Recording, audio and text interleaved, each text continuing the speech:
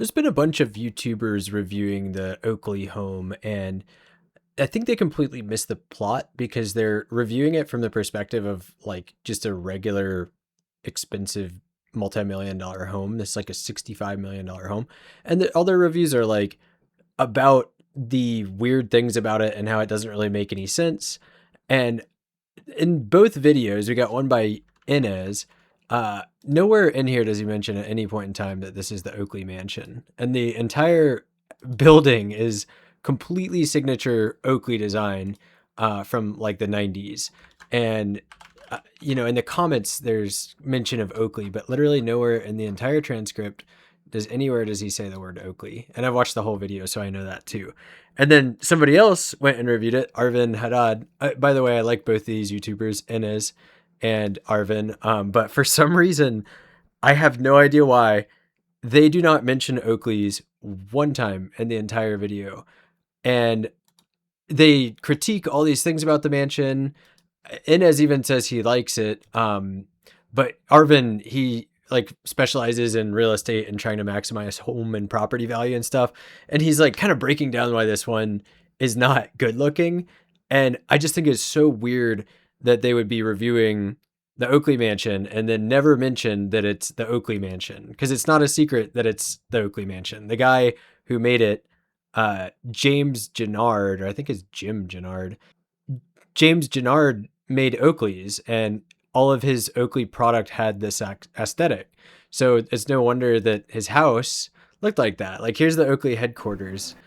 It totally has the same like brutalist, riveted metal design. I mean, it's not even like a coincidence. It's literally like his brand.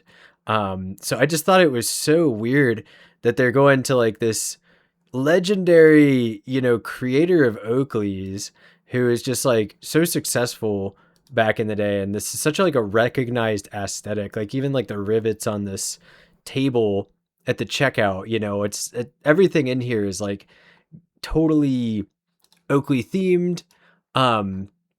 So then they review this and they're like, oh, it's kind of weird with the rivets. And like, listen to what he says about this piece here. I just thought this was funny because it's like, within the context of it's Oakley, it's like, well, yeah, that's obviously what the guy who made Oakley's would make it look like. Like James Jannard or whatever his name is, he got his company bought out by Luxottica, and he had like an insane payout of, I think it's like, how much was it? Like, it was like a $2.1 billion deal. So James Jannard, he was just super loaded. So whenever he built his own house, I mean, he was probably already loaded before that. I don't know exactly when he built it, but I'm just saying this guy was like super rich and successful. Aluminum is not a luxury metal. And second, the application, the shapes are extremely cheesy, like a freaking movie set from a really bad movie. Third, it really doesn't contrast at all with the concrete board form, concrete and grays that you have everywhere. You could have gone with a copper finish. You could have used any other alloy but aluminum. It just so cheapens out the whole style. It makes it like a comical in a way. And to me, it just doesn't equate for people actually paying the extra for. But now let me bring...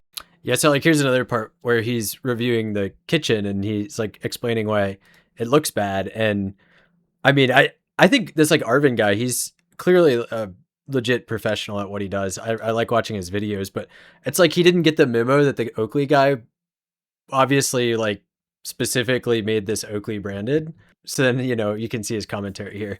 Come on, I just made the video for 15 worst kitchens, and this would have killed that list. This has to be the worst. Like, if Frankenstein was an interior designer, he wouldn't have designed something better than this. This is horrible. Right, but it's like, it's for Oakley, so I don't know. I mean, it kind of defeats the whole point when this designer like made this to his style specifically to match Oakley's style. And then you just go back to like the Oakley headquarters real quick. It like totally has the same stylistic design and the whole thing. So, but anyway, I just wanted to make a quick video about it because I just thought it was crazy. I watched the Inez one when it came out, and then I went off and watched the other one by Arvin, and watching like an hour of content about this mansion that I've always really admired, just because I love Oakley's stuff.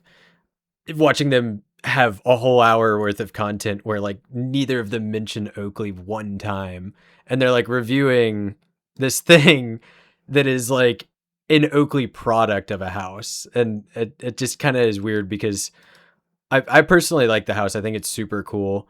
I'm sure it's very impractical.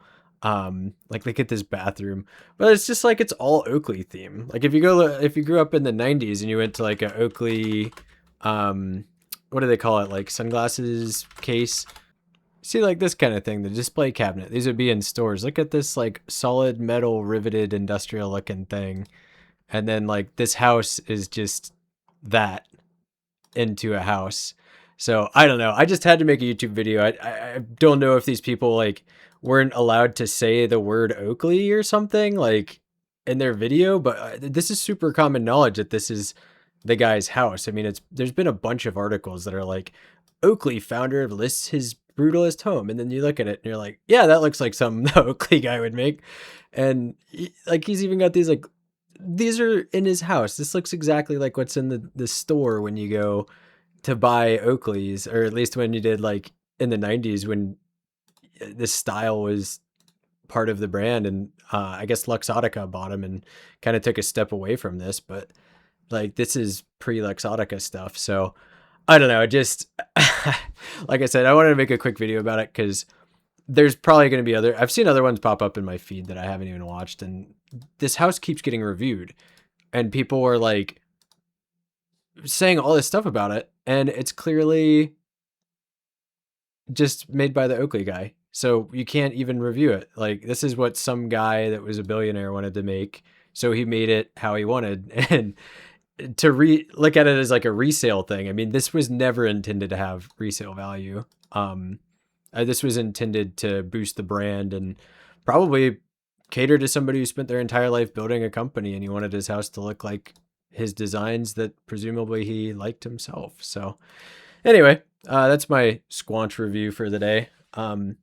If you liked this video, please consider liking and subscribing. I'm going to keep making more stuff like this. Thanks for watching.